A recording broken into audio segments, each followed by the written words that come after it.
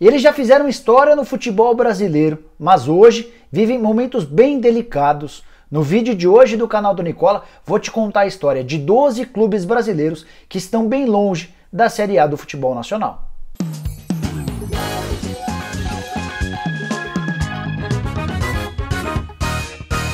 Fala aí pessoal, eu sou o Jorge Nicola e antes de começar a te passar as informações de clubes como Portuguesa, Santa Cruz, América, Bangu, entre outros, queria pedir para você que ainda não se inscreveu no canal do Nicola para apertar o botãozinho vermelho de inscreva-se e para apertar o sininho, porque a partir daí você passa a ser notificado toda vez que eu fizer um vídeo novo ou uma live. Bom, bora começar falando sobre esses 12 grandes clubes que vivem momentos delicados. Quero começar te contando sobre o Santa Cruz, um dos mais populares clubes do país, time do Recife, capital de Pernambuco, 105 anos de existência, joga no estádio do Arruda, estádio para mais de 60 mil pessoas. O Santa Cruz hoje ocupa a Série C do Campeonato Brasileiro, disputou a terceira divisão nacional nessa temporada e não conseguiu acesso, caiu ainda na primeira fase. O Santa Cruz que tem no currículo conquistas importantes, como a Série C de 2013, a Copa do Nordeste em 2016, além de 29 títulos estaduais. O grande problema é que a última conquista se deu justamente em 2016. Então o Santa vai para o 4º ano de jejum. Quero te contar também sobre as participações do clube pernambucano na primeira divisão. Foram 24 vezes, a última delas em 2016. O time havia acabado de subir da segunda para a primeira, mas caiu na 19ª colocação. Logo que cai, vai para a Série B e também é rebaixado para a Série C, ocupa a 18ª colocação na segunda divisão. Desde então, participou 2 vezes da Série C, sem conseguir voltar para a Série B. E dá para dizer que esse ano de 2019 foi bem ruim para o torcedor do Santa. O time caiu nas quartas de final do Pernambucano, foi até as semifinais da Copa do Nordeste e teve como sua melhor campanha a ida à 4ª fase da Copa do Brasil.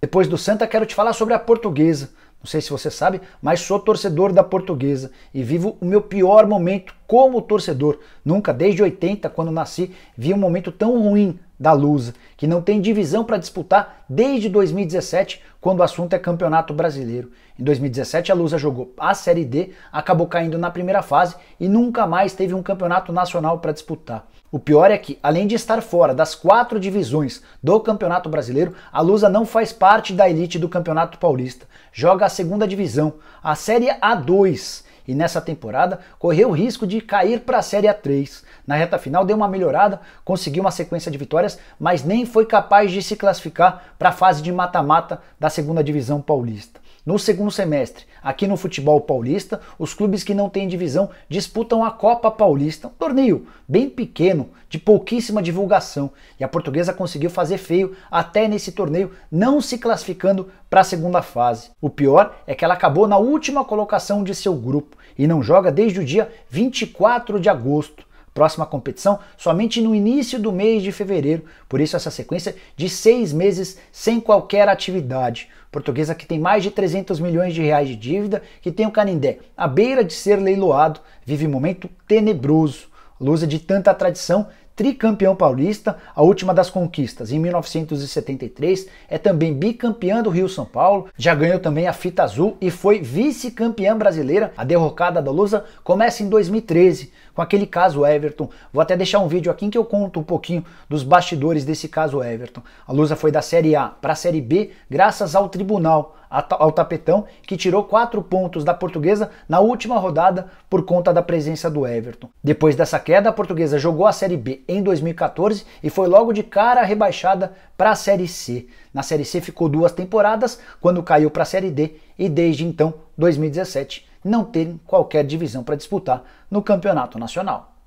Outro time que já foi considerado grande em seu estado, o América, no Rio de Janeiro, vive uma situação ainda pior do que a Portuguesa. Isso porque o América não joga a Série D, ou seja, não tem divisão para disputar no Campeonato Brasileiro desde 2010. A boa notícia para o torcedor americano é que, recentemente, agora no começo do mês de outubro, o time foi vice-campeão da segunda divisão carioca e por isso se classificou para uma seletiva que vai apontar mais 2 clubes que participarão do Campeonato Carioca da primeira divisão de 2020. Vão participar desse torneio: o América, o Friburguense, que venceu a segunda divisão agora no mês de outubro, além do Americano, do Macaé, do Nova Iguaçu e da Portuguesa. Vale lembrar que o América tem 19 participações na primeira divisão do Campeonato Brasileiro, a última delas em 1988. E no currículo do América, clube de 115 anos de existência, são 7 campeonatos cariocas, o último deles em 1960 e a terceira colocação no Campeonato Brasileiro de 61. Quero falar agora sobre o Brasiliense, que é muito menos tradicional do que Portuguesa e América, são só 19 anos de fundação, mas que na década passada fez muito barulho, chegando a ser vice-campeão da Copa do Brasil naquela final extremamente polêmica contra o Corinthians em 2002. Naquele mesmo ano de 2002, o Brasiliense já havia ganho a Série C e 2 anos depois venceu também a Série B, quando disputou pela única vez, em 2005, a primeira divisão do futebol nacional. Pois bem, em 2019 o Brasiliense disputou a Série D do Campeonato Brasileiro e caiu logo na primeira fase. No Campeonato Estadual foi vice-campeão, perdendo a final para o Gama. Ele não joga a elite nacional desde 2005 e não faz qualquer menção de que voltará tão cedo. Bora falar do Sampaio Corrêa, time de 96 anos de existência e um dos mais populares do Nordeste. Time de São Luís, no Maranhão, tricampeão nacional. Ele já venceu a Série B em 72, a Série C e a Série D em 2012. Time que tem também 12 participações na primeira divisão do Campeonato Nacional. Nessa conta eu estou incluindo edições da Taça Brasil.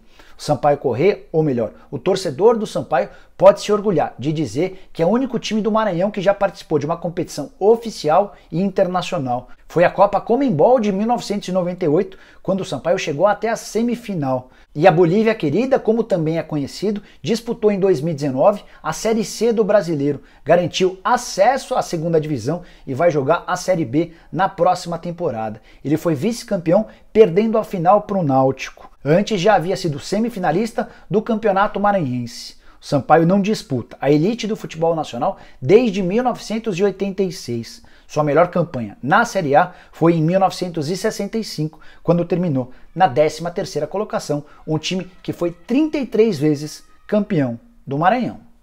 Já te falei de 2 clubes nordestinos, um clube carioca, um paulista e agora eu vou falar de um mineiro, o Vila Nova de Nova Lima, clube de 111 anos de existência.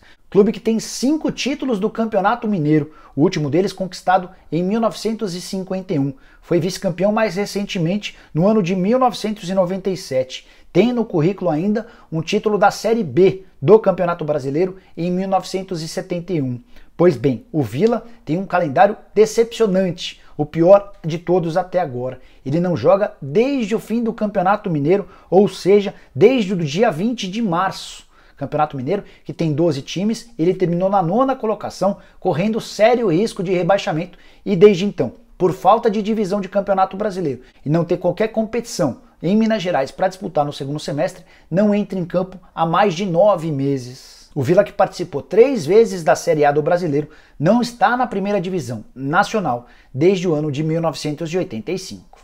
Quero falar agora sobre o Ituano, que já foi bicampeão paulista. E não são títulos antigos não, títulos recentes, o primeiro deles conquistado em 2002 e o último em 2014. É das equipes do interior aquela que está há mais tempo, de forma consecutiva, na elite do futebol paulista. Mas falta ao Ituano se colocar bem no Campeonato Brasileiro. E um passo importante foi dado nessa temporada, quando o Ituano garantiu vaga da Série C para a Série B do Brasileirão. O time que era de Juninho Paulista só foi eliminado nas semifinais para o Brusque, mas como os 4 primeiros da Série C garantem vaga na Série B, o Ituano estará na próxima temporada disputando a segunda divisão nacional. O grande ponto é que o Ituano não joga desde o dia 4 de agosto. Por opção da diretoria, abriu-se mão da Copa Paulista para focar todos os esforços na Série C do Brasileiro. O Ituano fez campanha digna, conseguiu acesso, mas há bastante tempo não entra em campo. Ah, você pode estar curioso para saber se o Ituano já jogou a primeira divisão.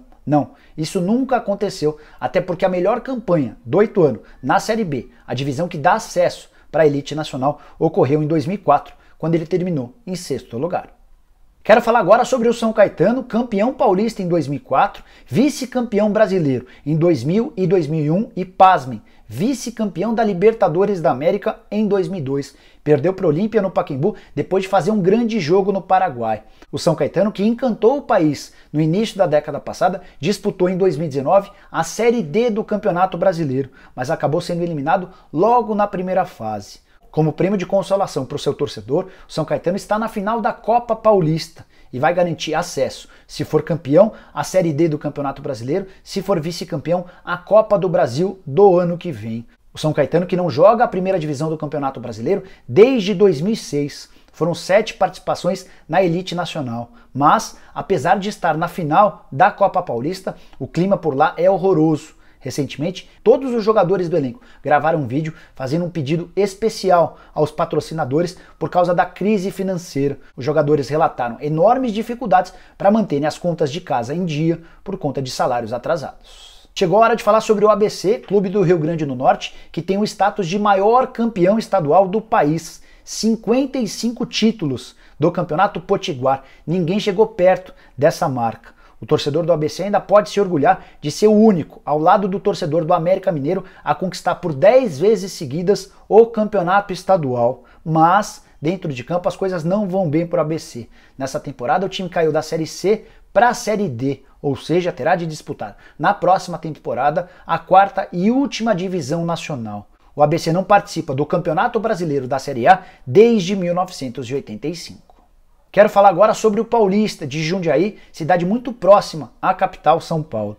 O Paulista, que tem 110 anos de existência, que já foi campeão da Copa do Brasil em 2005, vice-campeão paulista em 2004 e campeão brasileiro da Série C no ano de 2001. Ainda ganhou por 3 vezes a Copa Paulista. Esse vive um momento muito, mas muito delicado. Não tem divisão nacional para disputar e o pior, caiu para a 4ª e última divisão do Campeonato Paulista. Ao menos nessa temporada, o Paulista venceu o Marília na grande final da 4ª divisão estadual e está de volta a partir de 2020 para a Série C, a 3ª divisão do futebol paulista. Quem também está nessa lista é o Bangu, time muito tradicional do Rio de Janeiro, vice-campeão brasileiro em 1985. O Bangu, que é bicampeão carioca, venceu em 33 e 66, não tem divisão de campeonato brasileiro para disputar. Ao menos em 2019, chegou às semifinais do campeonato carioca. Logo depois, disputou a Taça Rio e foi eliminado no primeiro mata-mata. Até por isso, está há bastante tempo sem entrar em campo. O Bangu não joga a primeira divisão do futebol brasileiro desde 1988 e contabiliza 11 participações na principal divisão do futebol nacional. Para fechar essa relação de 12 clubes com tradição que vivem momentos de dificuldade, quero te contar sobre o Caxias, da cidade de Caxias do Sul, no Rio Grande do Sul. Clube de 84 anos de existência, campeão gaúcho em 2000 e vice-campeão em 1990 e em 2012. O Caxias não joga o Campeonato Brasileiro desde 1979. Ele foi eliminado nessa temporada, na Série D, pelo Manaus, nas 1/4 de final. A última fase antes daquela que garante acesso. Ainda assim, dá para dizer que o ano não foi dos piores, porque o Caxias conseguiu chegar às semifinais do Campeonato Gaúcho e também às semifinais da Copa Federação Gaúcha. Bom, pessoal, eram essas as histórias que eu queria dividir com vocês, de 12 grandes clubes tradicionais do país. Espero que vocês tenham curtido o vídeo e essa ideia diferente, que não tenha muito a ver com bastidores, com finanças, nem com as coisas que eu costumo falar normalmente. Quem curtiu o vídeo, não esquece de dar um like por aqui. Se você ainda não se inscreveu no canal do Nicola, aperta o botãozinho vermelho de inscreva-se, aperta também o sininho para ser notificado e use o espaço para comentários, para deixar opinião, sugestão, crítica, seja lá o que for, beleza? A gente se vê numa próxima, até!